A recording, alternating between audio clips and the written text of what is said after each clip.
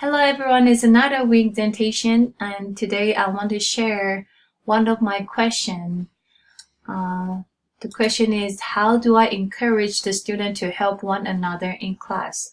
So in my research and finding, I and partner, sharing, I found, and from your comment, I found three helpful tips to help the student can help each other in the class. So the first one is teach by example.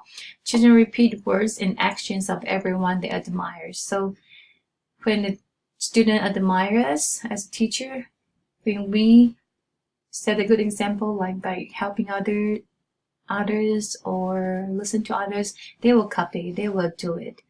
And the second one is teach empathy with intentionality. So the book The 7 Habits of Happy Kids said, seek first to understand, then to be understood.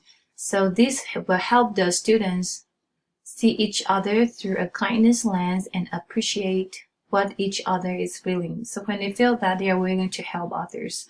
And last one is form a group works. I think group work is an action, and then you need student will just have to work with each other, help each other to be able to finish the assignment. So my partner McKinley, share one very helpful website here.